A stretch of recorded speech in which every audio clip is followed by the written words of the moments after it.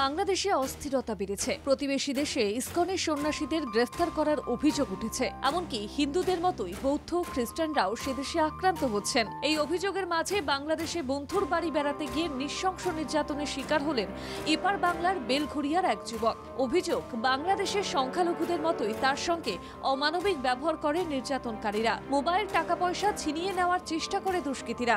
পাথর দিয়ে সায়নের মাথা ফাটিয়ে দেওয়ার মতো দুঃসাহসিক কাজও করে ঘাতক বাহিনী। নিন্দনীয় ঘটনার কথা শুনে স্তম্ভিত তার পরিবারের সদস্যরা। ভাষার ভিত্তিতে যে দেশ তৈরি হয়েছিল সেই দেশেই বেনজির অত্যাচারের ঝোঁক বাড়ায় শঙ্কিত এপারে বসবাসকারী মানুষজন। ধর্মের দেয়াল তুলে অখণ্ড বাঙালি সত্তার আবেগকে আঘাত হানার প্রয়াসের বিরুদ্ধে সোচ্চার অনেকেই। বাংলাদেশ গেছিলাম আমার একজন পরিচিত বন্ধুর বাড়ি।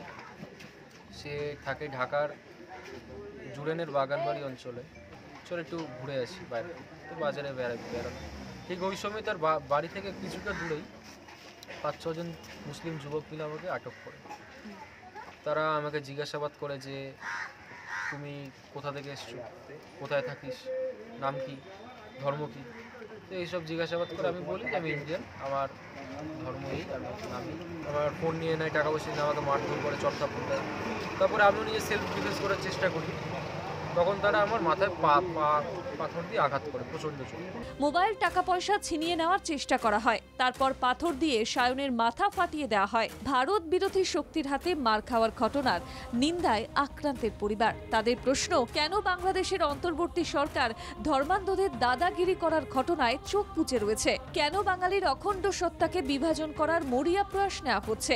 কোন কায়েমি চক্র এভাবে ভারতীয়দের শিকড়ে আঘাত করতে চাইছে?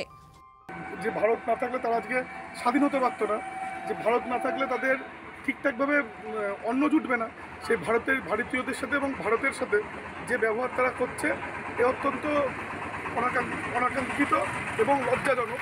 আমি আশা করব যে বাংলাদেশ প্রশাসন বড় বড় কথা বলে মোহাম্মদ ইউনূস তো বাংলাদেশের মসনদে বসেছেন, তিনি এর আইনানুরূপ ব্যবস্থা নিক এবং ভারতীয়দের প্রতি যে অবিচার করছে তার ব্যবস্থা নিক এবং বাংলাদেশে যারা সংখ্যালঘু আমাদের হিন্দু ভাইরা তাদের প্রতি যে অন্যায় অত্যাচার হচ্ছে তার সেই পরিস্থিতির বিরুদ্ধে ব্যবস্থা নিক।